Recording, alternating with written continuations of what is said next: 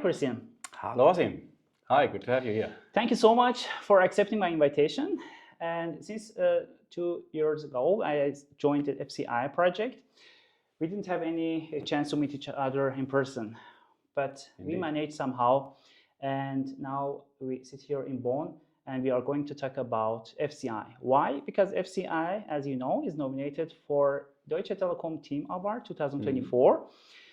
And I think it's a good idea that we start our conversation and ask you some question about the FCI. Or you can start, what's FCI, what's cloud, and how can the customers get the benefit of this FCI?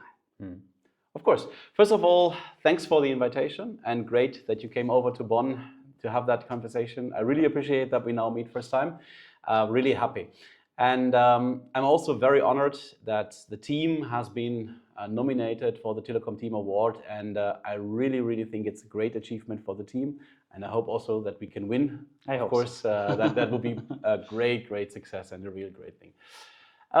Yeah, let me just briefly talk about FCI, what this is about, as you asked.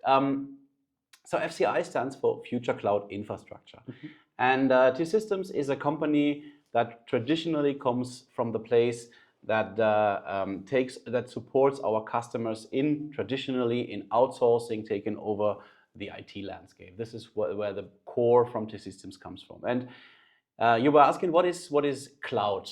What does cloud stands for? I mean, most companies, they realize that running IT systems, IT infrastructures is not their core business. So it's also a topic of scalability, of knowledge. And so a lot of customers decide to outsource their IT, to run their IT on another on the cloud. And there you mainly differentiate between public clouds, or we call them hyperscalers, such as Amazon, as Google, as AWS, as Microsoft. And you also have private clouds. And the Future Cloud offering, Future Cloud Infrastructure offering is a private cloud. So what differentiates Future Cloud Infrastructure from the public cloud is mainly that first thing, it's not directly accessible from the internet. And the second thing is that it is more safeguarded and it's more dedicated to the customer. So it's usually an environment which is dedicated to a particular customer, and therefore you have a lot more security, reliability, you know where your data lives, you know who operates it, you know whom to call. The benefits, just in a nutshell, is, I mean, we're living in a very difficult world, and we know we look in the news about the political development in the world, and that we have like players in the US, players in China with all their agenda. Data is a very important source. It's very much the data is the new oil, what you say. Yeah, so the value lies in the data. So you have to really protect your data, your applications, and therefore we, as let's say a Central European brand, we offer some security, data privacy to our customers, which say, I want to have a trustful company. We can provide a very secure operation. We provide the benefit that if you have a problem with your application, you know whom to call. There's always someone from T-Systems that helps you, which is not the case like in a public cloud. And we also can provide services around that, managed services around that. So that is a benefit that I personally think differentiates us. And many of our customers, many people outside think, okay, but I mean, isn't that more costly? Yeah? So how can you compete with the hyperscalers or public clouds? And we have done a lot of calculations, and at the end of the day, we can say there are a quite large amount of use cases where the private cloud, the FCI, is from a cost perspective even more competitive, even cheaper, even better than the public cloud. It really differentiates, or it really depends on what kind of workloads you are talking about. If you have a very modern, very cloud agnostic use case, most probably the public cloud is the better place to go. But for example, let's think about large SAP systems with huge databases that really needs 24/7 uptime, where you have a very sophisticated operations personnel. These are the cases where we think FCI really is a very competitive offering. And it is also not only that we can provide, let's say, the old data, we can provide all kinds of modern technology like AI, like containerization. We have data resiliency, we have failover concepts. That's all baked into the platform. So the customer is missing nothing when they decide on FCI. And let me just finalize with one important sentence. I think it's a real important offering for T-Systems. We are offering a lot of our T-Systems driven services on top of FCI. For example, we have the managed applications. We have the managed SAP service. We have MCOS, which is an managed operating systems. They all are based, they all run perfectly on FCI. So it's not only an infrastructure, it's a very integral part of the whole T-Systems service offering that we can provide to our customers. Perfect. Thank you, Christian. I'm really glad to work together in this amazing project, FCI Future Cloud Infrastructure. Then let's continue, Christian, to my questions. The rest of the questions is a little bit in detail with your success. And my first question is that you hold leadership position at T-Systems and work as the global head of hybrid cloud engineering and business owner of FCI Future Cloud Infrastructure. We know that your career is truly impressive, Christian. Thank you. Thank you. What inner beliefs have contributed to your success? I mean, the first thing is when you do something, you really have to do it with passion. So at the end of the day, when I look into my life, I started very early to get myself familiar with computer science, with the computer. I know that in my family, we had a computer very early. And so I had a natural interest in exploring that, getting into that. Of course, you play. As a kid, you start playing with it. But I always had the interest of what can I take out of it? How does it work? And so I had, from the very first day, I had the passion about computer science, how things work, how technology works. And when you are dedicated, then I think it's what everyone would say. If you like a thing, if you love a thing, if you share passion, then it's not a job. It's really you're passionate about it, and then you spend your time with it, reading about it, get yourself more familiar with it. I think that's the main success factor. Whatever you do, do it with a passion. Next thing is when you do something, be respectful to everyone. So I think you will come as a leader in a situation where it's really difficult. You have to bring in a difficult message. Maybe someone has done something which they should not do, or you might have like organizational changes to communicate, whatever. Independent from the hierarchy, independent to whom you talk, be respectful. And that starts listening, that starts on eye level, talk on eye level. And I think people will recognize that. And I think that's so much more if a message is brought or if like a critical meeting is brought with respect, you can get so much more of it. So I really, for me as a reminder, maybe that does not work every time, but you try to be respectful. And the last point, I mean, I live in the Rhineland, and people from the Rhineland, they say they are always very optimistic people, very happy people, but that is one of my core beliefs as well. At the end of the day, when the situation is difficult, always be optimistic. There will be a solution. If you have a good team, if you have the right skills on board, there will be a solution. Be optimistic that you're going to make it. And that also is a spark which enlightens also the others. So you can see that in a team, when you are optimistic, when you bring that optimism in the room, that it starts to glow with all the others. And I think that's really something that I hope I can bring into my place. Perfect.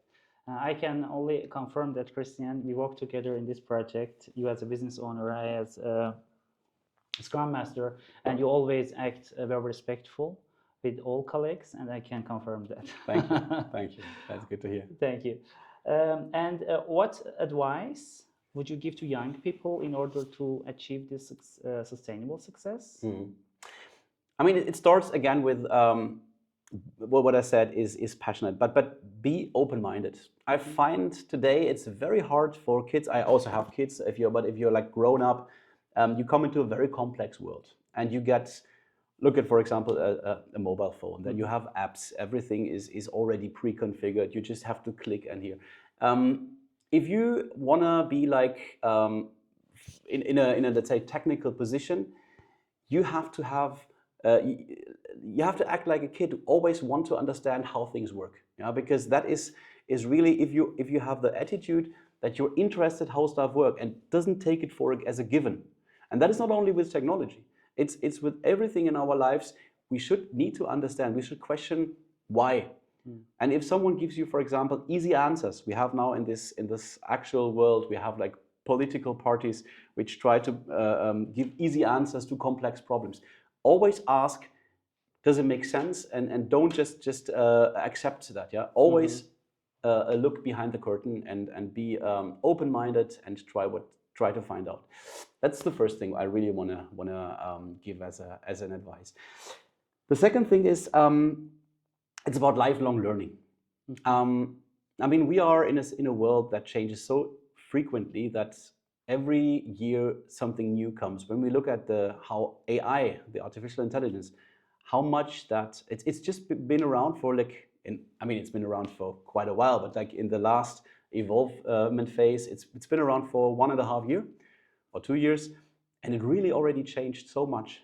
When you look at what the potential is, where it's already at, and what it can do in our life, it's amazing. And these kind of innovations, disruptive innovations, they will always come. The internet was a disruptive innovation. The AI is a disruptive innovation, and jobs will change.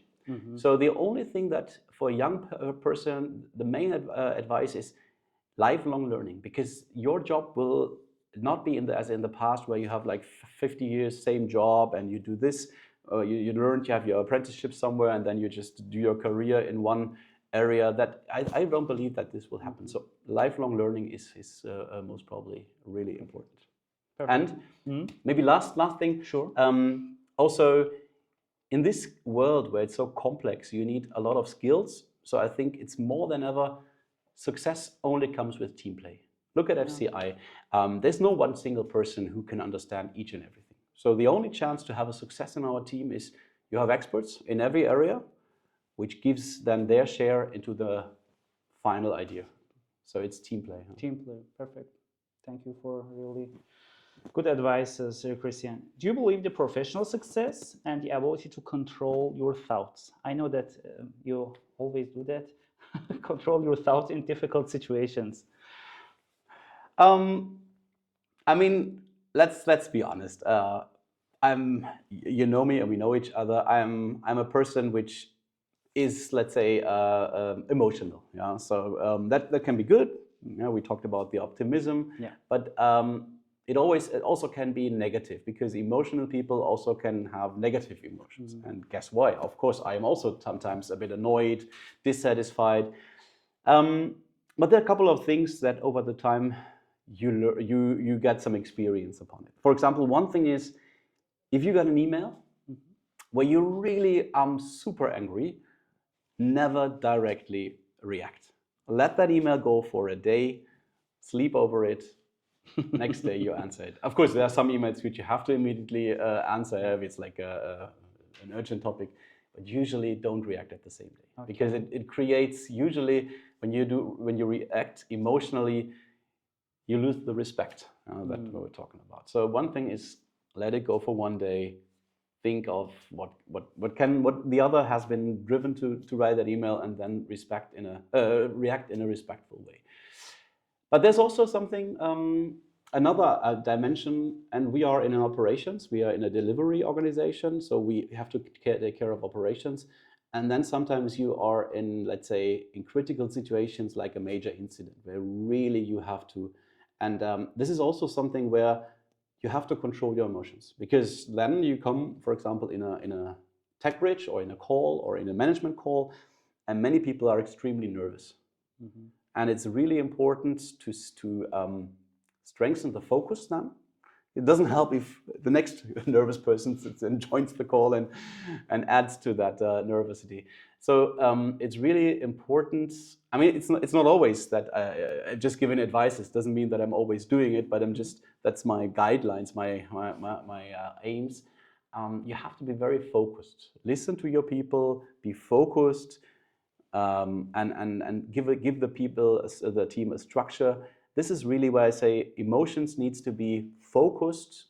The objective is to solve the problem for the customer. Okay. So. Yeah. Is there anything that in a so difficult situation you personally do that to have more focus? Is there anything that you do, or just? Yeah. Sounds maybe like What always helps is if you are in a situation like that where it's really difficult and challenging. Get yourself back, take a deep breath. Don't answer for a couple of seconds. Get yourself clear and control your breath. I mean, that sounds like the pretty basics of yoga, but it really helps. Yeah. So there is something like emotion in your when you feel, you can really feel the emotions taking over control. Then take a breath and get a couple of seconds. And then put focus on it. Yeah, that's really important. It sounds easy, but it's difficult and it's really important. Yeah, because we've been in very hectical situations where the customer's yelling at you. There's a problem and they need immediate action. Then it doesn't help if you just also react with nervosity and put hectic and stress in it. So in that way, that's a solution that you offer to the customers. It's not the best solution.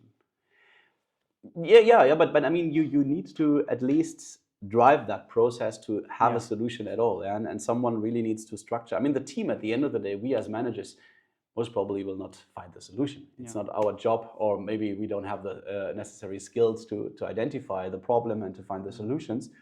Our job is to help the team working on the right tasks, prioritizing the right things, and then let the team find the solution. But they also need guidance because they're also hectic. They also might be nervous because and it's our job to focus. Perfect. Lead the emotions to focus. Thank you, Christian, for your answer. My next question: in your opinion, does an optimistic mindset, you already mentioned, lead to more happiness and even help us? Actually, this question has two parts. The first part is your opinion. In your opinion, does an optimistic mindset lead to happiness? And the second part is that with this mindset, can we develop an agile solution for our customers' problems? Yeah. First of all, I would say it's always easier if you have an optimistic mindset. It helps in your whole life, whatever, private and business. And I think it's also beneficial for the customer. If you come into and have a can-do attitude, then your clients, your customers will most probably listen to you and trust you. Because if you come into a room and have thousands of reasons why things don't work, it might be difficult. So optimism, but we don't have to confuse optimism by no plan. So an optimistic person also needs a plan how to achieve. Just management by hope is not an option, or let's say it will all be good. I mean, you have optimism and you have to have a plan, but then of course I think you can convince the customer with an optimistic mindset. I'm pretty sure about that. However, I mean, at the end of the day, optimism is one thing. The second thing is to get to a good solution and to help our customers is that we empower our team, that we help our team. I mean, what I already said, we help our team to find the right solution. At the end of the day, for me, leadership is not being the best in everything. That's never the case. I'm never the best expert in everything.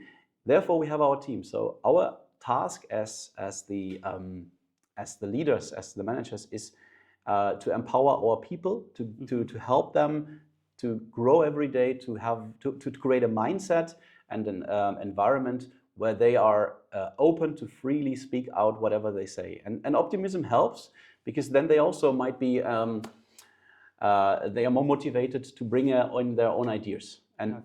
therefore, this is the step how I personally think how we can help with the optimistic mindset to find the best solution for our customers. Thank you, Christian. I get your point.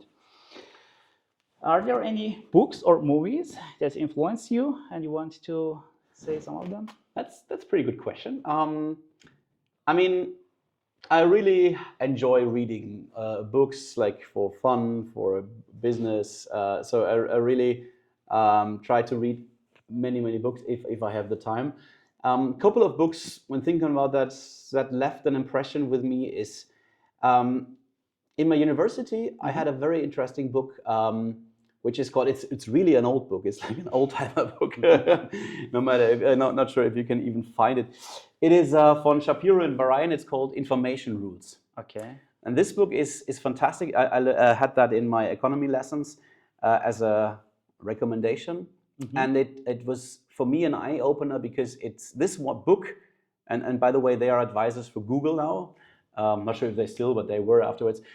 So they say, usually in the economy, you have certain principles. Something which is rare has a huge value. For example, a diamond is rare, huge value. Yeah. And something that like everyone has or is low value. Yeah?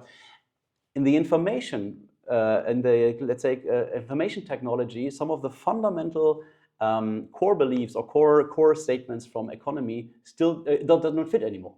Because, for example, you have the network effect. A network like Facebook is only valuable if everyone uses it. Yeah. So just consider a network which only has like 3 or 4 people. So let's say something which is very rare is not necessarily has a huge value in the information rules.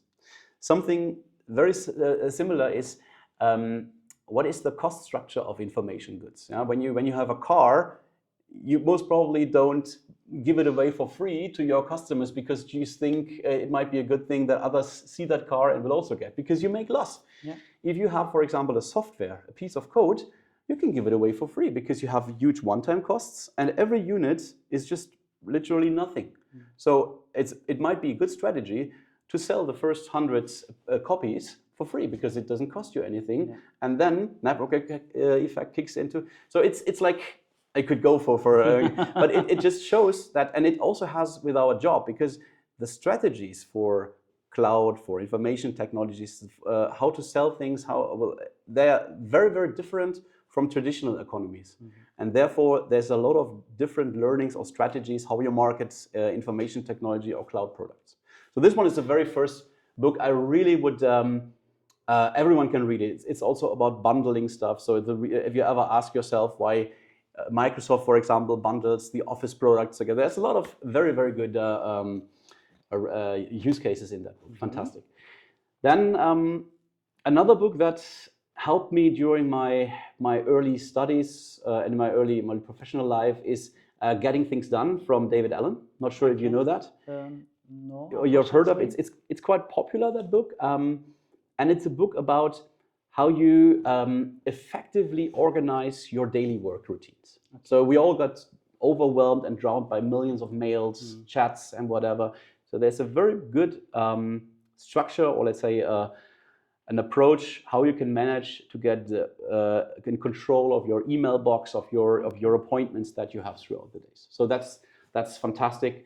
And that's I think then a couple of other books, like one book that I just read was Homo Deus and Sapiens von Yuval Noah Harari. I guess you also have read that. Exactly. It's very interesting because it shows a lot about the history of our society and also a lot of learnings from that, how to deal with that. It's very good. I think this book is also mentioned by Ferry Abul Hassan. Oh, really? Yeah, exactly. Oh, really? I wasn't know. But it's always good if you look in the past, how things have evolved, then you can have some prediction how the future might go, yeah, and it's a lot of learning about It's really interesting book. And I also wrote a summary for this book and put it in my LinkedIn channel. Ah, okay, good. It's really I didn't know that. It's really interesting book. Okay. Do you consider yourself, Christian, as a happy person despite your many successes that we know? I mean, at the end of the day, I can say that I feel absolutely gifted. I'm super happy about the opportunity that I have in systems. Yeah. But that's just one part of it. I mean, I'm super happy that I also have a wonderful family, kids. So I feel very, very happy about that. And also very important is that I also am healthy, because health, family, friends, and business, they all need to be, let's say, on a certain level. Yeah. And then I think happiness comes in. And it also helps if you are able to travel around through the globe, because then you realize that things that you just take for granted, they are not at all. So I think we have very much luck in where we are born and what we have here. And sometimes when you just change perspective and you go into other countries, you realize that things, as I said, that you take for granted are for sure not. And we are just super happy living here. I mean, there's a lot of responsibility that we also have, because we have the power to change certain things. We also waste a lot of resources, which we are doing. So there is also a responsibility arising from that. But coming back to your question, I definitely think I'm a happy person. Glad to hear that, Christian. And my last question, who at T-Systems would you nominate for my next interview? That's indeed a good question. I mean, I have seen that you have already did a lot of interviews with a lot of interesting persons in this company. So it now gets more and more difficult. I mean, we have very interesting people on all levels, so don't get me wrong.